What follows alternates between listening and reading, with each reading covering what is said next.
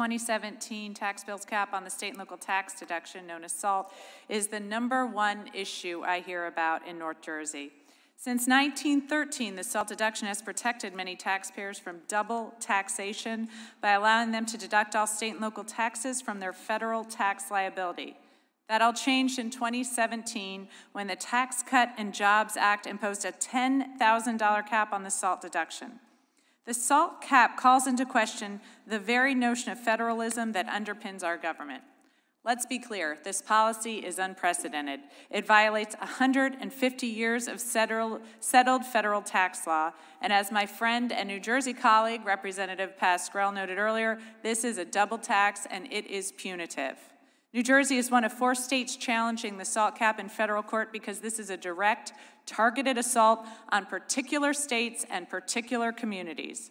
By capping deductions on state and local taxes, the 2017 tax law imposes a penalty on taxpayers based solely on the circumstances of where they live. It interferes with cities' and states' authority to make their own choices about how to invest in and govern themselves. Mr. Chairman, nothing is more important to people's daily lives than the ability to afford to live and work in safe communities with good schools and strong public and private resources. Congress made that much harder for tens of thousands of New Jersey families, the ones I represent. And there's a misconception that the SALT deduction does not help the middle class or working families. That is certainly not true in New Jersey. In 2016, almost every county in my state had an average SALT deduction above $10,000. In Morris County, the average SALT deduction in 2016 was more than $23,500. As Mr. Pascrell has pointed out, the vast majority of New Jersey residents affected by the SALT cap are households with middle incomes between $75,000 and $200,000. Just think about what that does to teachers in my district. Families in my community have seen their taxes go up because of the SALT deduction cap, and as a result, they are questioning whether or not they can afford to live in New Jersey.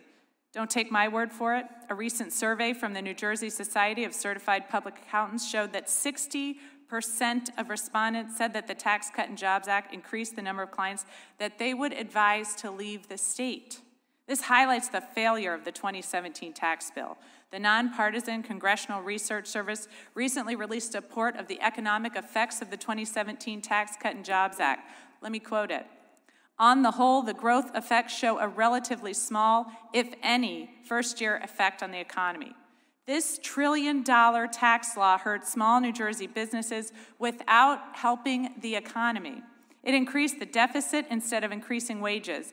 It penalized married couples filing jointly, and in a state like New Jersey, it only further penalizes my neighbors who send more money to Washington in federal tax dollars and get back less than residents of almost any other state.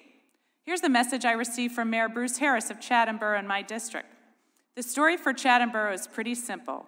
The average property tax bill is about $14,100, so 40% is no longer deductible. Obviously, that impacts people's pockets. It also impacts housing values. New Jersey is a payer state. It sends much more to the federal government than it receives back. New Jerseyans produce a good share of the nation's wealth, but are being now penalized for that. And need I mention that we can't even get decent funding from the feds for infrastructure repairs such as the Gateway Tunnel. I understand why my constituents do not feel Washington is working for them.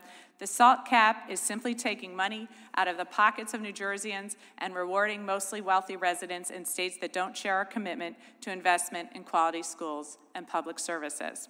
What's more, the SALT tax cap is an active threat to penalize any state or local government that decides to invest in its future.